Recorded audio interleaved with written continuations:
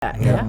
Nah tadi juga ditanya kan, kenapa kok dia kelihatan seperti home ya, merasa at home. Ya dia lebih diterima dan lebih ini nih Mbak Uni. Nggak, sekarang gini deh, Pak Jokowi kita sebut deh. Wah ini mantap ini. Ya. Salah satu yang menjadi promotor yang mendukung Sandra juga tersandra atau masalah komitmen dan sekarang dan nggak tahu sekarang apakah misalnya yang ada di sekitar Anwar itu adalah benar-benar orang yang baru atau teman-teman kan belum ke kantor Perdana Menteri. Kalau di negara yang lain, gua nggak sebut negara mana ya, kalau di negara lain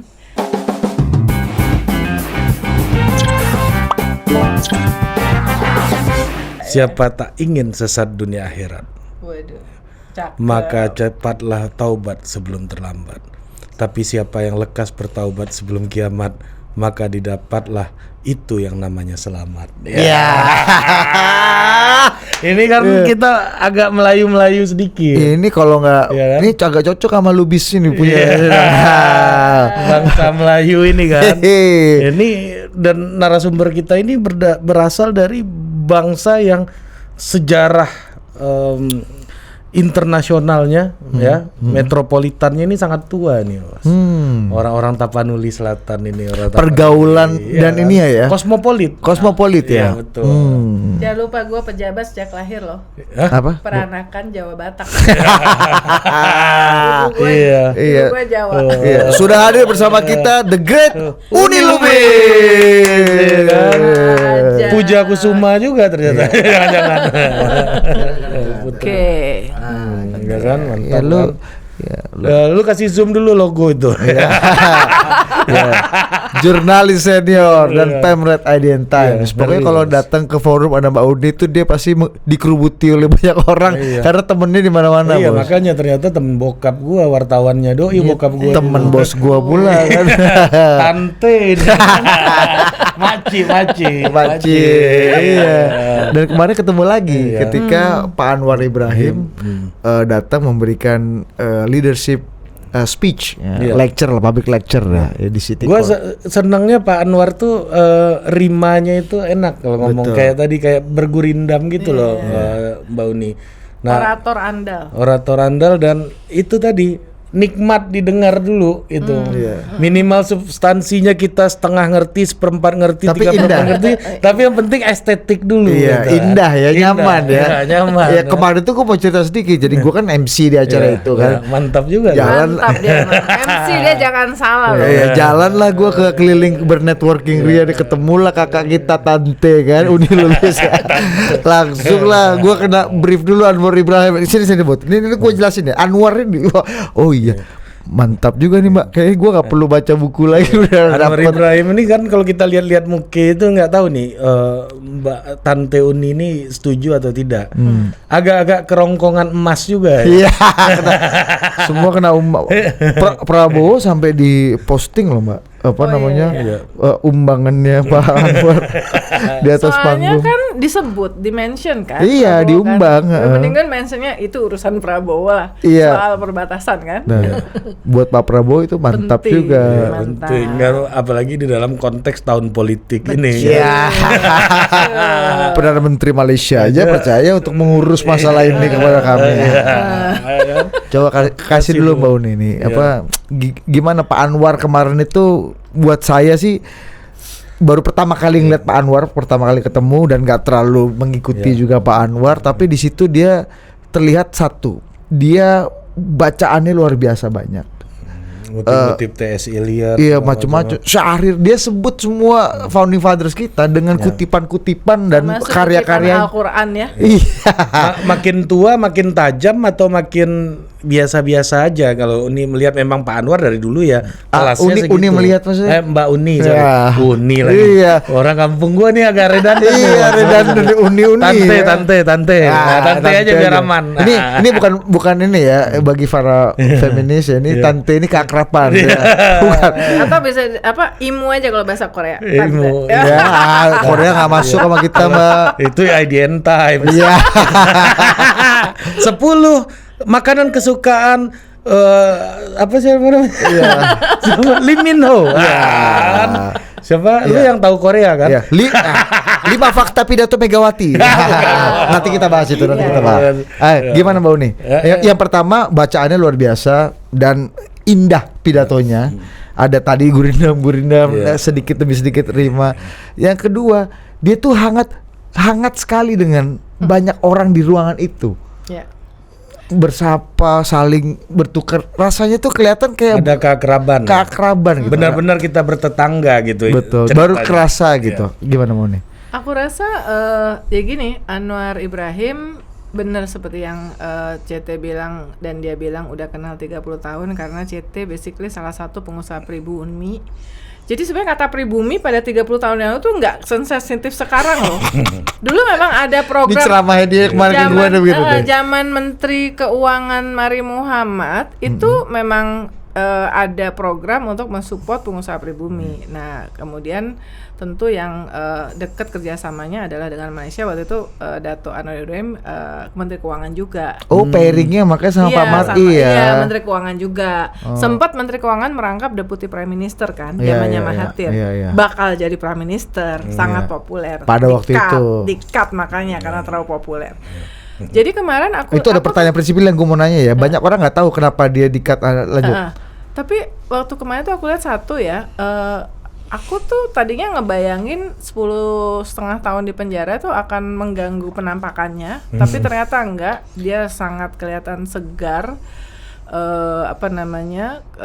kawet muda ya. Kayaknya enggak terlalu banyak berubah dari dulu. Tentu ada perubahan tapi enggak terlalu menurut saya ya. Kemudian dari dulu dia orator yang andal, bahwa tadi Ari bilang mengutip banyak buku ya, seperti dia bilang di penjara 10 tahun dia kerjanya baca buku aja jadinya untuk justru karena nggak ada kerjaan.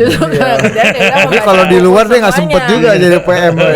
Nah jadi dia selalu mengagumkan lah dia kalau melihat dia bicara, kemudian referensinya juga luas. Tapi mungkin yang paling menarik kemarin itu adalah satu, menurut saya dia fokusnya itu bicara soal pentingnya kebebasan, pentingnya penghormatan terhadap hak asasi manusia, kemudian pentingnya untuk anti korupsi ya. Semua yang kita lihat dia alami, terutama sejak dia dijegal untuk menjadi Prime Minister, karena waktu itu semuanya udah pasti Anwar lah sesudah. Kalau Mahathir tuh udah pasti Anwar lah ya. Suksesornya udah udah pasti. Dia di UMNO juga seperti itu. Dia dianggap sebagai the future leader lah. Pasca dan Mahathir. pinter banget, ekonom ya. Nah jadi kemarin itu aku ngeliat tuh kayak deja vu aja gitu loh, kayak ngelihat dia 30 tahun yang lalu, meskipun selama ini dia di penjara, kemudian dia di media sosial kan aku ikutin juga ya. Dia memang selalu sharp, tapi kan kemarin sama seperti kamu, sesudah sekian puluh tahun baru ngeliat, meskipun dia sering ke Indonesia ya. Nah tadi juga ditanya kan, kenapa kok dia kelihatan seperti home ya, merasa at home. Ya dia lebih diterima dan lebih diperlakukan seperti orang yang terhormat, respectful di Indonesia ketimbang di Malaysia. Kenapa? Saya menduga sebetulnya orang di Malaysia tuh sebenarnya pengen mengakui bahwa dia itu oke, tapi kan takut sama rezim yang berkuasa, sehingga kemudian sepertinya dia kayak dijauhi. Orang mungkin sempat ada masa-masa di mana kalau deket sama Anwar ya udah lo selesai. Tapi kan orang teman-teman lamanya sakit panu juga itu ya, jadi penyakit panu. Iya sama kayak di Indonesia lah, terjadi polarisasi politik lah ya. Kalau ini berarti lo kubunya ini. Ada masa-masa seperti itu, meskipun ironinya politik itu selalu cair kan. Dia sempat berkoalisi sama Mahathir juga ya. Sempat berkawan juga. Jadi memang dia feel at home di Indonesia, temennya banyak, mulai zaman almarhum Profesor Nurcholish Madjid, Amin Rais, tokoh-tokoh reformasi Indonesia, terus apalagi yang aliansinya dengan HMI, Kahmi, basically itu adalah teman-temannya dia, Pak Habibie, itu semua teman-temannya dia gitu. Pak Adi Sasono kali ya. Adi Sasono. Geng It's Me dong Mbak. Geng It's Me HMI. Jadi sebetulnya orang-orang agak jauh sama geng sekuler ya. Geng PSI itu agak jauh ya. Agak jauh. Makanya lu nggak relate lu gitu. aja yang ngomong. Iya kan? Iya. Enggak kan ini kita petakan dulu kan ada kelompok intelektual tuh kan ada geng HP, geng for them. Progresif lah ya. Progresif modern. Oh, iya I see. dong. Iya. Dia ngomong pemret majalah Panji. Gua ini relate bukan karena didikan politik ini, Dit. Tapi karena Minang aja. Iya kan? Sesama tanah memang- Melayu kan. Iya. Tapi kan memang Minang itu dalam sejarahnya kan punya literasi yang salah satu yang Di atas terbaik rata-rata. di Indonesia. Ya, berteman Ada lama Buya gitu. Hamka, Gitu. ada ya. Lanjut Mbak Anwar. Udah, itu kan ditanya apa lagi? Iya, feels home gitu ya. Feels at home. Jadi Memang udah punya kawan lama ya. kawan lama kalian, makanya kemarin itu saya rasa dari segi penempatan tempat duduk juga menurut saya oke sih, karena mungkin teman-teman lamanya itu ditempatkan yang pernah ketemu. Saya rasa CT kan karena kan dia bilang kan bahwa ketika saya tidak berkuasa, saya datang ke Indonesia, CT bikin acara dengan teman-teman. Jadi yang ikut di acara itu dugaan saya ditaruhnya di depan tuh, di luar soal menteri-menteri ya. Iya. Jadi dia langsung dari panggung itu ngelihat wajah-wajah yang familiar ya, Ya, wajah-wajah yang kawan-kawannya familiar. dia, ya. Jadi dia merasa feel at home lah. Gitu. Jadi suasana aku menarik ya. Di luar soal pidato sosok Anwar, tapi suasananya menarik, oversubscribe kalau kata penjualan saham ya, banyak orang sampai berdiri. Iya. Iya. Iya. Jadi itu. Ngeri juga ya. Maksudnya ini kan memang dia udah punya ikatan historis yang panjang dengan Indonesia, dan mungkin kedekatan ini nggak banyak dengan tokoh-tokoh negara tetangga lain selain Anwar Ibrahim mungkin ya, seperti Mahathir mungkin dengan sedekat ya. birokrat kita mungkin lebih dekat Pak Mahathir gitu mungkin. Tapi ya. kan beda kali usia ya. Kalau baca buku From the Third to the First, biografinya Lee Kuan Yew, kan generasi Soeharto, Lee Kuan Yew, Mahathir, Ferdinand Marcos itu kan tokoh-tokoh di ASEAN ya. Enggak. Ya beda umur aja kan. Mahathir sama Anwar kan juga ada perbedaan umur yang lumayan signifikan ya. 20 tahun. Oh, kalau Pak Anwar tuh ya Bang Akbar, Pak Mar, angkatan 66 ya. Angkatan 66. Iya, gitu. versi yang agak lebih spiritual Kalau secara Islam. Kalau Mahathir lebih Ke Pak Harto ya. lebih Harto. formal. Oke. Kalau Iya, Anwar betul, Ibrahim betul. itu friendship, selain posisi Iya, formal, dia pernah jadi Menteri Keuangan, Deputy Prime Minister, itu menjelaskan kenapa dia dekat sama Pak Mari, dan kemudian disitulah Hairul Tanjung masuk, dikenalkan Sebagai oleh Pak Mar Mari Isboy Muhammad ya. Lo kalau ngomong Mar Isboy, Hairul Tanjung lo nggak diomelin ya? Enggak, aku udah bilang enggak. Pak Citi beberapa kali bilang ya, we are Mar Isboy. Iya, oke. Karena Bau dulu gini ada yang menjaga gue. Karena dulu ada Ginanjar Boys juga. Kalau Mar Isboy kayak lebih keren. Iya, lebih oke. dignity. Enggak, sorry. Bau di sih. Halo sih. Iya, kalau lu kan relasi lu sama Pak JT beda sama gua. Halo Pak Menteri Perindustrian. Bang Aceh. Iya.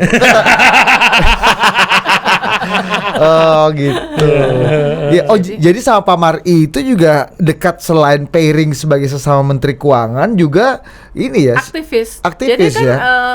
Kan Pak Mari Anwar kan juga punya kayak semacam semangat dan backgroundnya aktivis ya. Jadi dan itu kerasa sampai sekarang. Jadi itu yang membuat dia dekat dengan aktivis-aktivis Islam modern sejak zaman itu ya, zaman itu. Jadi enggak hanya jalur formal seperti kalau Mahathir kepada elit-elit Indonesia, tapi ini ada jalur informalnya, pertemanannya gitu. Dan Pak Anwar tuh dulu suka bilang juga, dia tuh mengagumi kayak cendekiawan Muslim kayak Profesor Nurholis Maji. Janur, gitu. Dia sebut. Buya Hamka dia sebut kan Dia kemarin sebut, dia ya. baca.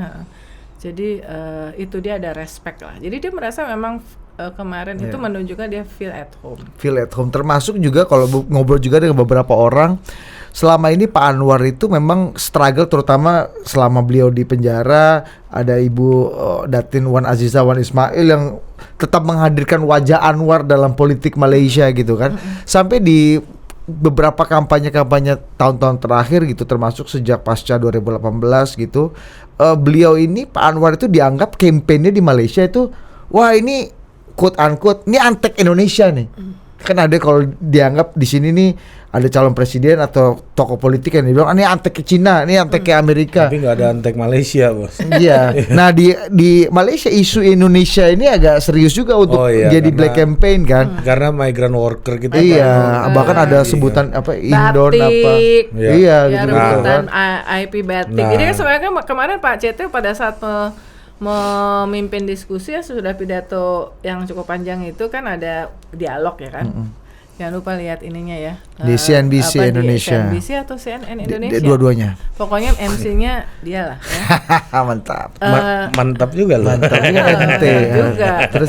Jadi kan ditanya apa aja selama ini isu yang selalu antara dua negara kan yang disebut cuma soal TKI sama soal perbatasan. Tapi kan sebenarnya ada lebih banyak lagi. Soal sepak bola. Kita mendingan kalah sama yang lain daripada kalah dari Malaysia. Sentimennya sebegitunya ya. Kita nyerbu ininya halaman website Instagramnya Football Association Malaysia. Jadi sebenarnya kita tuh menyebut diri kita sebagai negara jiran, tetangga, deket. Tapi benar-benar kalau udah ups and down-nya itu ekstrim banget gitu. Dan itu terasa di era media sosial makin terasa ya. Anwar ini yang dianggap sangat Indonesia ini seberapa betul atau sebenarnya ya selayaknya politisi Malaysia pada layak umumnya aja tetap national interest-nya Malaysia yang harus didahulukan atau memang Anwar ini sangat bias Indonesia seperti kampanyenya lawan-lawan politiknya di Malaysia kalau menurut Mbak Uni dengan sejarah panjang Anwar. Personal relationship pasti akan mempengaruhi dan kalau dia untuk afirmasi policy ya. Tapi ingat nggak kemarin ketika ada yang Hidayat Nur Wahid meminta Hidayat Nur Wahid ini bekas muridnya Pak Hidayat. Hidayat Nur Wahid politisi PKS salah satu yang dia minta adalah supaya lebih banyak beasiswa untuk pesantren ya, untuk belajar ke sana. Jawaban Anwar kan sebetulnya gini, dia pengen nunjukin bahwa ya gimana ya, Malaysia juga nggak seperti dulu. Gue sekarang harus mikirin diri dulu Malaysia dulu. Artinya sebenarnya dia nggak sebut kita nggak punya budget lagi gitu kan, tapi kan sebenarnya nuansanya tuh itu gitu ya. Dia ceritalah dulu kita yang memohon ke sini untuk cari guru apa gitu kan Mbak untuk menjawab jadi tadi sebetulnya itu adalah salah satu indikasi bahwa dalam posisi dia sebagai Perdana Menteri dia harus mendahulukan kepentingan Malaysia. Karena kan dia bertanggung jawab kepada rakyat Malaysia. Tapi bahwa ada potensi untuk karena kedekatan hubungan informal itu akan melancarkan hal-hal yang masih dan berpotensi menjadi masalah antara kedua negara, aku sih optimistis ya. Karena ya susah ya. Saya tuh diceritain sama Bu Retno ya, Bu Menlu tuh, dalam banyak hal misalnya dalam soal G20 kenapa kok di tengah suasana konflik Ukraina dengan Rusia kok semua orang nggak percaya akan terjadi Bali Declaration. Akhirnya terjadi ya karena behind the scene tuh yang dijalin ada hubungan personal dengan antara Pak Jokowi nelponin bahkan datang ke Rusia, datang ke Ukraina, terus kemudian ke Amerika. Jadi hubungan personal itu yang kemudian membantu pada saat ada potensi konflik yang nggak bisa diselesaikan. Jadi kalau mengutip kalimatnya Presiden Eropa, kita nggak enak nih kalau sampai nggak ada Bali Declaration, nggak enak sama Pak Jokowi, nggak enak sama Indonesia yang selama ini udah begitu baik untuk mendengarkan concern. Jadi terbukti bahwa personal relationship itu sangat membantu untuk menerobos kebuntuan-kebuntuan. Nah, tentu di bawah Anwar ini diharapkan akan seperti itu sih. Cuma masalahnya seberapa banyak orang tapi kan kemarin dia bilang dia merasa sangat terhormat ya disambut sama Pak Jokowinya pakai upacara militer apa ini, jadi benar-benar naik yang kayak bugikar berdua gitu kan. Gimana diperlakukan dengan dignity lah. Saya rasa mudah-mudahan dia juga dengerin gitu. Nggak selayaknya netizen yang menganggap satu sama lain sebagai the noisy neighbor gitu kan. Tetangga yang berisik noisy neighbor. Ya beda, pasti beda lah. Beda Anwar. di-treat oleh netizen Indonesia saya rasa juga beda ya, Beda, karena betul. banyak pengagum ya. Betul. Dia udah punya basis, Bos. Betul. Basis aktivis muslim ini kan. Iya. Iya. Oh makanya Pak Anwar tuh lebih dekat dengan Pak Amin Rais dan geng-geng HMI Pak Adi Sasono gitu ya. Iya. Dibanding dengan geng yang lebih sekuler ataupun NU gitu misalnya Gus Dur gitu ya. Mungkin Iya. Benar, lebih ke kan kemarin dia mention juga kan HMI network. Iya. Kan dia sempat disangka pernah sekolah di Indonesia, makanya deket dan kenal Indonesia, tapi kata dia ya karena saya berteman sama orang-orang HMI pada saat itu ya. Kanda Dinda juga. Kanda Dinda juga. Tapi kan ini juga terkait dengan epistemic community yang soal keislaman yang lagi rise ketika di tahun 70-an, 60-an, 70-an, 80-an yang kemudian ditekan, menghadirkan orang-orang kayak seperti Harun Nasution, terus Cak Nur salah satunya yang berangkat ke Chicago, dan ada obsesi untuk menjadikan Asia Tenggara sebagai pusat Islam modern di Asia. Betul, iya kan? betul. Yang mana Timur Tengah sudah dianggap sebagai wah ini sunset lah untuk pengetahuan Islam gitu. Pengetahuan Islam yang baru ya, lebih terbuka yang lebih kamu tuh cocok loh jadi anaknya bapakmu. Iya kan? Agak netes kan, Mbak? Agak netes kan. kurang. Tuh, Opa. Ini Om Ica. Opa nggak mau datang sini. Paling sulit kalau kita undang. Ya kan muncul itu kan semangat itu, dan ya itu terlihat dari banyaknya alumni UIN yang ngambil ilmu sekuler dan kemudian jadi lembaga survei. Iya. Yang diharapkan mereka membangun pusat-pusat keislaman. Iya, dan alumni UI yang masuk ke pusat studi Islam sekarang. Nah, sebetulnya kemarin tuh dia ada dalam pidatonya ya, dia ngomong soal bagaimana harus memperlakukan semuanya tuh sama. Ingat kan? Karena problemnya kata dia itu justru lebih berat di Malaysia karena jumlah yang Islam dengan jumlah yang berimbang tuh lumayan berimbang dibandingkan kita yang Islamnya jauh sekali mayoritas. Jadi problem dia sama, dan karena itu dia itu justru mengingatkan sebetulnya. Dan itu kayaknya kalau buat aku ya berasa kayak ini aja, berasa kayak nostalgia ya. Dulu tuh zaman Cak Nur, karena kan saya waktu zaman saya pemimpin redaksi majalah Panji Masyarakat kan sering banget ketemu sama Cak Nur. Terus redaktur seniornya Panji Masyarakat tuh alumni Panji Mas zaman Bu Yamka seperti almarhum Profesor Azumardi Azra, Din Samsudin, Profesor Komarudin Hidayat, kayak gitu, Mas Dar Masudi yang dari NU ya.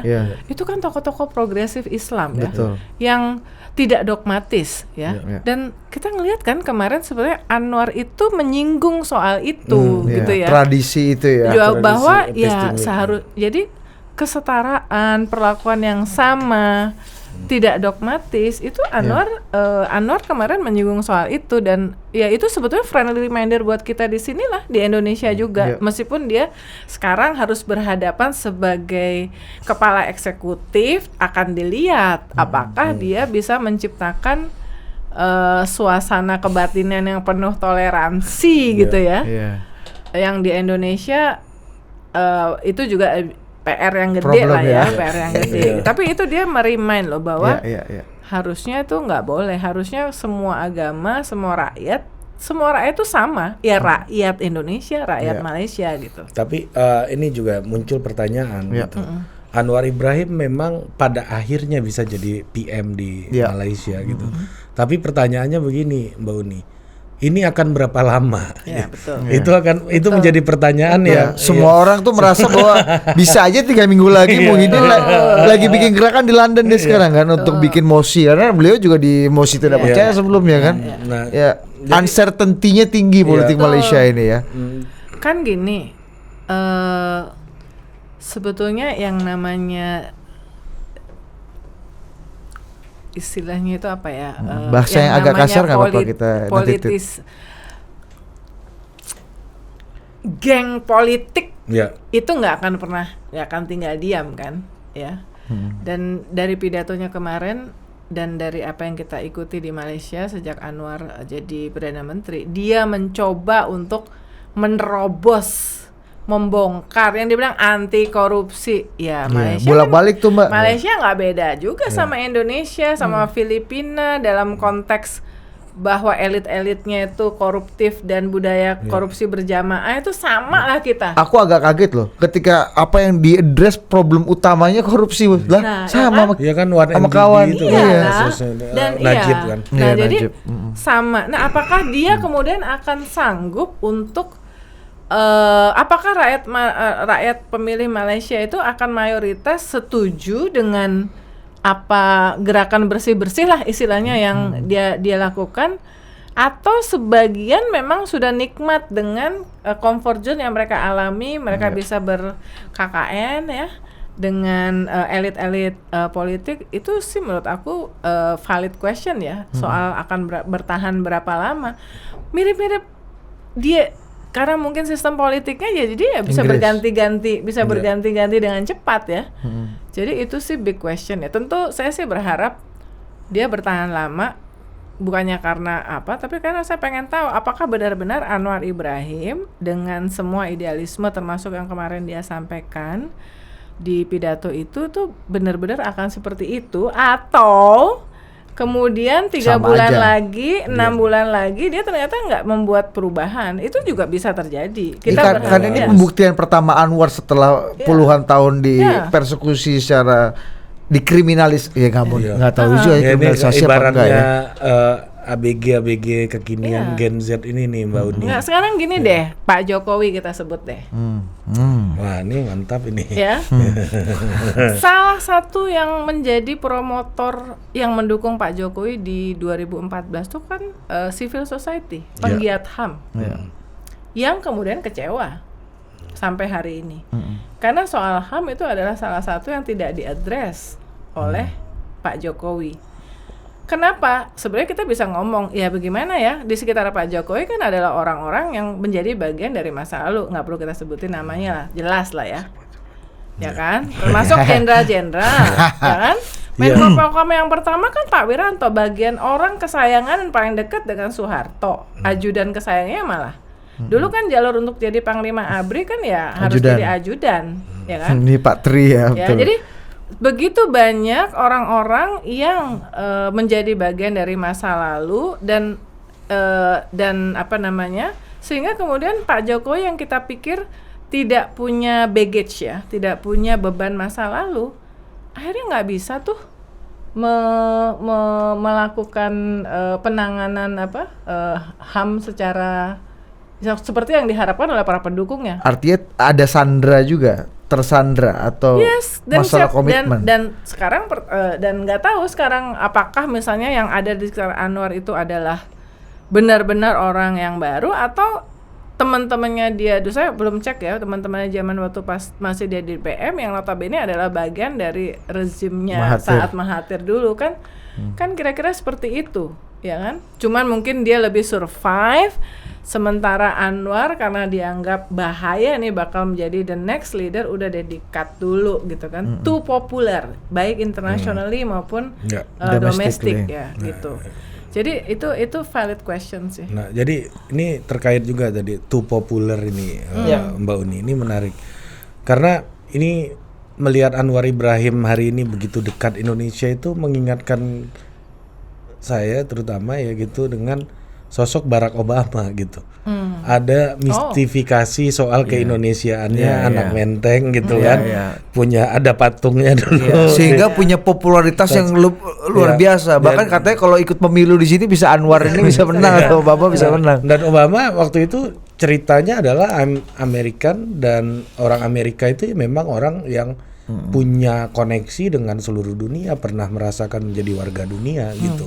Itu salah satu narasi yang dijual. Nah, kira-kira kedekatan dan too popular secara internasional ini, kalau Mbak Uni bilang tadi di awal bahwa itu punya menjadi obstacles justru keuntungan untuk diplomasi ya. Iya, keuntungan diplomasi. Kayak Pak Jokowi yang di belakang layar untuk informal relationnya ya. Nah, ini apa sih nilai plusnya kalau tadi itu jadi jadi baggage beban gitu kan untuk mengumpulkan kekuatan di dalam negeri, tapi apakah ini juga akan menjadi sebuah modal strategis juga di dalam negeri gitu, kayak Obama gitu. Too popular yang kedua, yang pertama mungkin itu tambahin sekalian. Yang kedua, Pak Anwar 2 kali apa juga menyebutkan tadi, tenang aja, saya ini orang yang tertindas.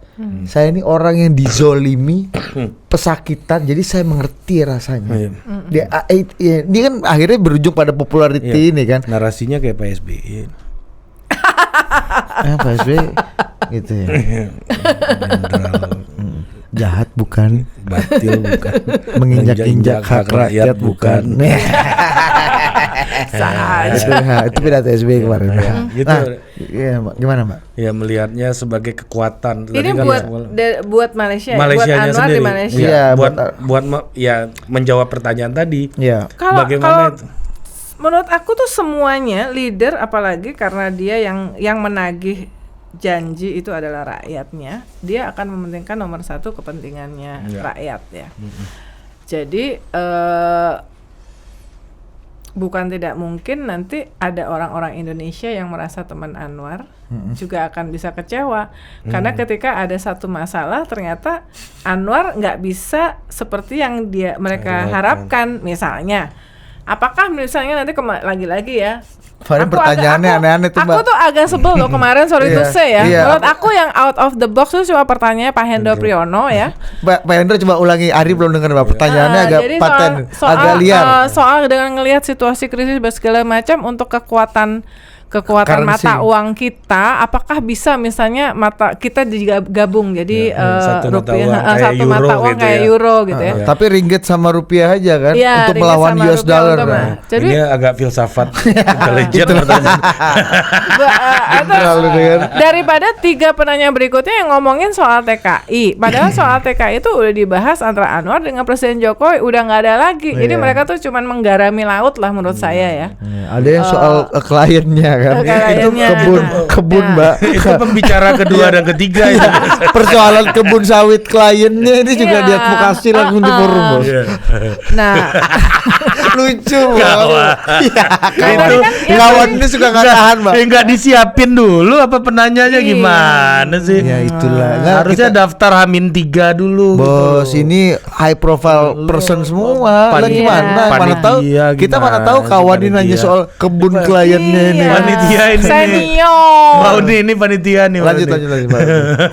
Jadi kayak tadi kita singgung misalnya pertanyaannya Pak Hidayat Nur Wahid soal minta, bukan pertanyaan ya. Aku agak sebel sebetulnya, ngapain sih kayak berasa kayak minta-minta gitu kan. Tangan di bawah ya Mbak. Tangan di bawah. Jadi apakah itu akan dipenuhi misalnya? Kalau ternyata nggak dipenuhi, Hidayat Nur Wahid akan kecewa kan? Karena ternyata Anwar dihadapkan dengan kenyataan bahwa kalau kita punya APBN Malaysia, ya udah buat rakyat kita dulu, ngapain kita ngurusin rakyat orang lain? Apakah kita akan kecewa? Gua tahu jawabannya tuh kenapa minta, tapi jangan di sini.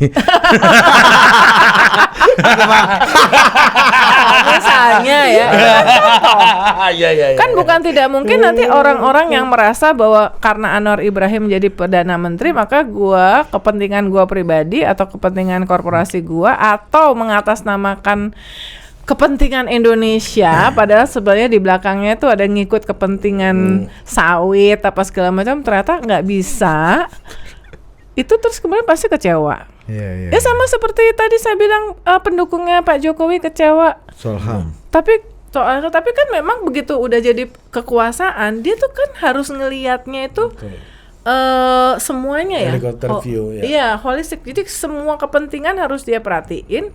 Termasuk kepentingan politik praktis. Oh, jadi belum tentu akan seperti Pak Anwar itu orang di antara kita yang ada di sana itu belum tentu akan terjadi terus tuh. Karena tadi dia nyinggung soal Obama kan. Obama itu hampir nggak kepilih lagi di periode kedua loh. Karena orang rakyat ternyata kecewa. Ya kan, dia yang tadinya dieluk-elukan bukan bagian dari elit Washington DC, ya kan? Akan berubah, hope, ya kan? Covernya Time. Change we can believe in. Ternyata dia mengotorisasi dapat hadiah Nobel perdamaian pula, ya kan? Padahal belum ngapa-ngapain. Tapi ternyata dia mengotorisasi serangan, perang. Ya, misalnya. bukan Irak loh. Irak kan zamannya George Bush. Yang Libya. Oh, Libya ya kan. Tripoli itu ya, yang Gaddafi ya. Gaddafi sama pengawal-pengawalnya itu kan. Jadi orang-orang sama, mungkin yang pro HAM, anti militerisasi di Amerika, loh kok Obama ini ternyata kayak begini juga gitu. Gue baru denger kampanye Trump nih barusan nih. Trump lu lihat kan? Trump tuh bilang di antara 21st century ini Bush cuma gue presiden yang nggak pernah mengotorisasi menyerang negara manapun. Di ketika Bush ini, ketika Obama jadi Putin took Crimea. Ketika Biden, Putin took Ukraine. Ketika Bush, Putin took apalah Irak, gitu. Irak, Hussein, yang habis yang serangan Twin Tower itu kan. Cuma gue presiden yang di era gue, Putin nggak bisa ngapa-ngapain katanya. Mantap juga kampanye ini. Pada saat sudah di kekuasaan dia harus holistik ya. Karena dia harus pasti ada kepentingan di luar idealisme, ada kepentingan politik praktis loh. Apa itu? Semua orang yang sudah ada di kekuasaan, yang pertama kepentingannya adalah bagaimana bertahan di kekuasaan itu. Pada saat itulah dia harus berkompromi. Ya, makanya to defend and extend the power ya Mbak ya. Itu hebatnya Presiden Jokowi ini. Pasir pun dilus. Jangankan yang gede-gede. Gua kemarin kalau dikasih kesempatan untuk nanya, lu mau nanya apa? Tapi CT itu kan kata yang senior dulu, gue udah angkat tangan 3 kali. Emang kurang senior apa? Kurang senior apa? Kalau dibanding Pak Hendro ya Pak. Senior Pak Hendro. Kalau lawannya Pak Hendro gak pernah. Iya. Sebelah Pak Hendro Sutioso bos. Iya benar ya. Ada 2. 1, dia ngomong soal freedom, hak asasi. Saya mau tanya bagaimana apakah freedom of the press akan menjadi lebih baik di era Anda sebagai Prime Minister karena Anda pernah dipenjara gara-gara itu segala macam. Kita belum ada, dia belum janji apapun loh. Itu paling esensial sekali ya. Esensial banget karena kemerdekaan pers itu adalah hal penting dalam sebuah negara demokrasi. Apakah itu akan berubah? Itu belum ada. Kita belum ada clue-nya sama sekali. Atau wartawan di Malaysia, gue belum pernah dengar wartawan Malaysia udah nanya soal itu, ya kan? Padahal harusnya mereka itu nagih ya. Kedua soal perempuan. Kemarin yang nanya bapak-bapak semua sih ya. Jadi om kakek. Eyang bos. Eyang Hendro kan. Peran dari Ibu Azizah luar biasa gitu ya. Betul. Dan teman-teman ini mungkin coba kasih dulu pengantar sedikit, Mbak. Kalau saya kemarin tuh yang saya tuh kemarin tuh ada satu ucapan. Jadi Anwar cerita bagaimana kantor Perdana Menteri ruangan dia tuh begitu mewah dan besar. Tentu dibandingkan dengan waktu di penjara kan kecil gitu. Tapi ada satu kalimat berikutnya. Azizah belum lihat juga. Jadi saya kaget ya. Wah.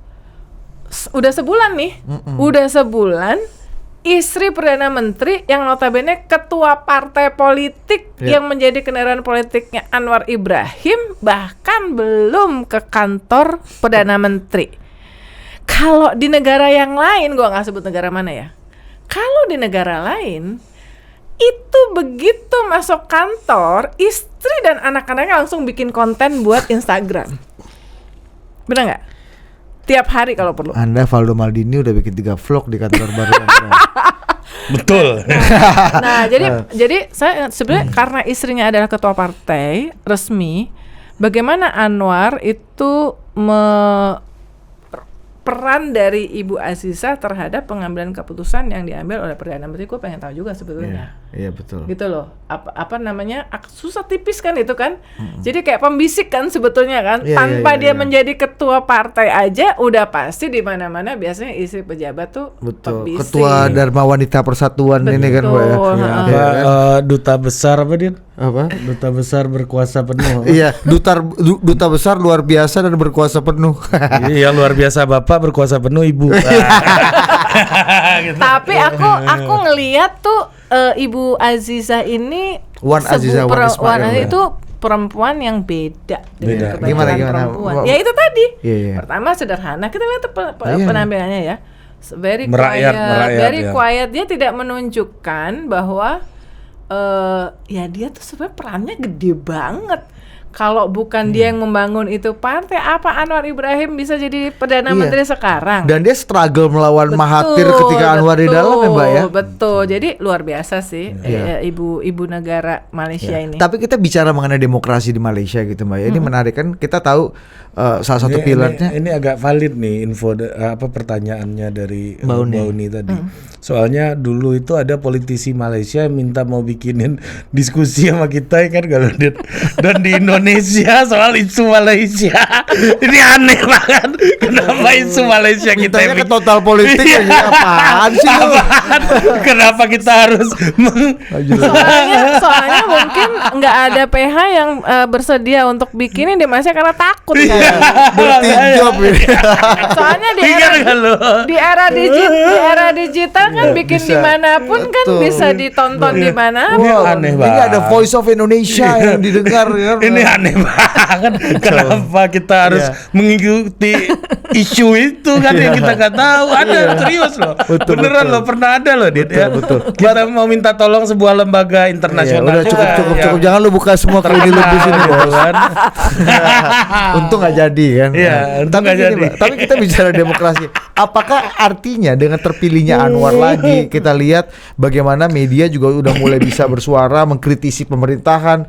Najib juga tumbang dengan quote unquote people powernya Malaysia gitu kan. Pemimpin juga nggak harus dari barisan nasional. Semua punya kesempatan yang sama lagi sekarang. Artinya demokrasi Malaysia sekarang udah jauh lebih bertumbuh Mbak. Udah jauh lebih baik, udah jauh lebih terbuka. Apalagi kita melihat orang yang terpilih menjadi Perdana Menteri itu ya selain aktivis, selain mantan deputi Prime Minister, orang yang juga pernah jadi pesakitan, mantan napi. Kasusnya pun bukan kasus korupsi seperti Lula da Silva yang kepilih lagi, tapi kasus mengenai pelecehan seksual gitu. Sesuatu yang kayaknya agak kurang pas dalam negara yang tradisi Melayu Islamnya kuat sekali gitu. Anwar Ibrahim kan bagian dari elit politik, bukan orang yang ujuk-ujuk kayak Pak Jokowi dari Solo gitu kan.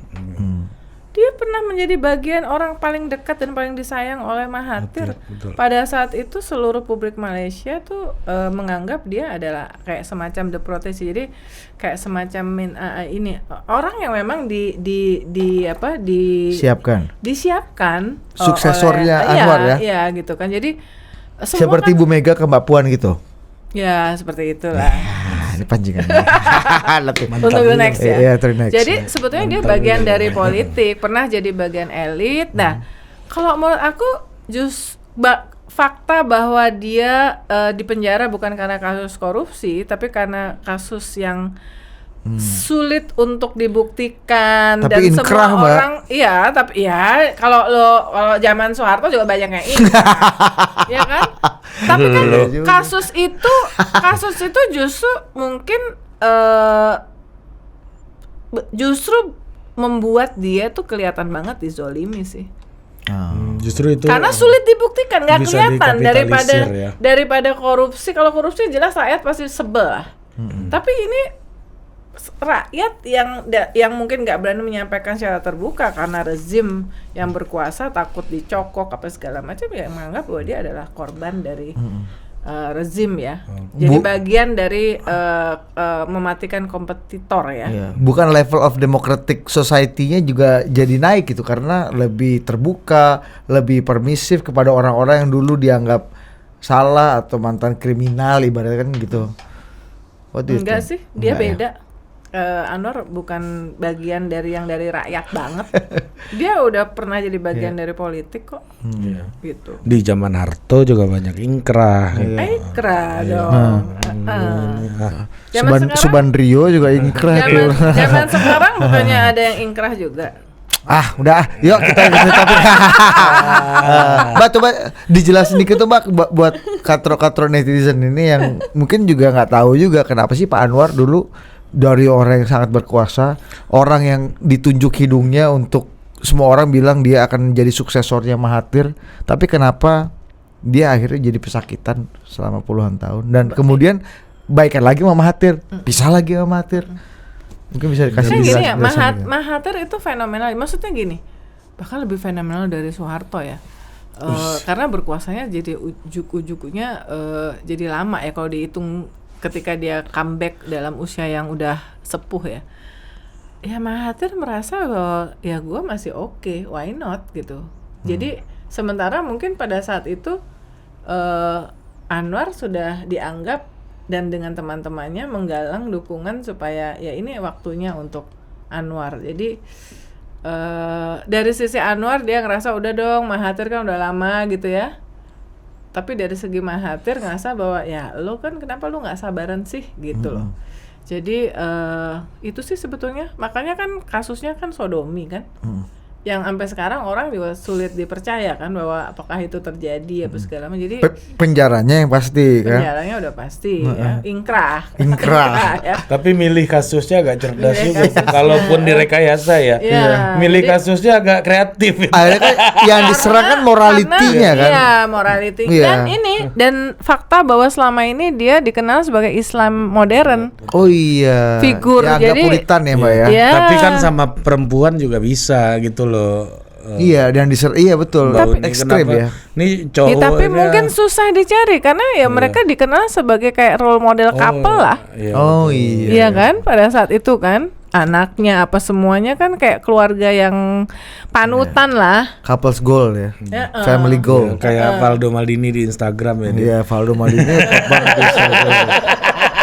pasangan terbaik siapa sih teman kita Valdo Maldini Valdo ini Instagram paten berusaha pasangan ideal menurut versi Instagram ya. Iya couple. Tapi lagi-lagi yang hebat Bu Wan Aziza ya. Aku sih salut sama dia. Aku sih salut sama dia. Dia itu adalah apa ya batu the rock of the family ya. Iya hebat juga ya. Harusnya Iron Lady itu. Iya, harusnya kita tuh juga menengok sedikit ke gua nyebutnya gini. Ya kalau panggilannya ke Pak Anwar tuh yang amat berhormat Datuk Sri Anwar Ibrahim, kalau Bu ini istrinya yang amat berbahagia Datin Wan Azizah Wan Ismail lah. YB. Iya. YB. Iya, YB. Sayang kan. Bayangin ya.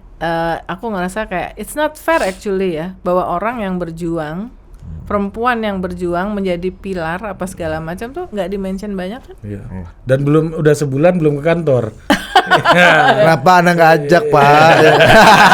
Room tour dong, room tour. Kata Bu Wan Aziza kan dulu waktu NT jadi wakil PM Ani juga pernah kesini katanya. Di Putrajaya ini kan. NT juga udah sering di sini. Iya. Ani sama Bu Mahathir sering nih ngopi di sini. Gitu. Kata sebagai istri wakil Perdana Menteri ya. Iya. Emang Malaysia aneh ente. Gue jadi inget Pak ini bos gara-gara Pak Hidayatul Wahid. Antum. Oke, thank you Mbak Uni ya, thank you. Tapi seru ya, bagus acaranya ya. Ini sebenarnya cara yang mana nih kemarin? Yang kemarin. Bukan acara kita ini yang ini. MC top. Oke, thank you itu. Uni lebih ditonton dia jadi lu hati-hati abis ini ada perusahaan lagi di Malaysia yang pengen ngundang lo jadi MC. Awak ajak ke Malaysia bisa. Orang pesan isu aja ada dari Malaysia. Jadi ceritanya nih Mbak, waktu mau sidangnya One MDB terakhir Najib sebelum inkrah ada pesanan. Aneh banget. Coba lu gimana caranya supaya bikin Najib ini gak salah-salah banget. Dia perusahaan Najib rasa sama kita. Ini masuk konten gak nih? Masuk. Kayak kita lucu banget hubungannya kita gitu. Itu bukti ini. Berarti pertanyaan itu total politik sudah go internasional. Ya kan? Internasional kita udah pernah mewawancarai Pak Luhutnya Timur Leste. Habis itu masuk ASEAN dia siapa namanya Dit? Lupa namanya susah nama Portugal Federis Leite Magaeng. Oke. Bahasa Indonesia. Bahasa Indonesia. Karena kan dari SD sampai SMA. Iya di SD sampai SMA bahasa Indonesia. Masih Indonesia kok waktu itu. Pelajarannya usianya di atas 50 tahun tuh bisa bahasa Indonesia. Iya bilang apa pelajaran paling suka? Saya paling suka PSPB. Sejarah Pak, sejarah. Saya dulu di PSPB namanya. Lucu banget. Oke, sampai jumpa.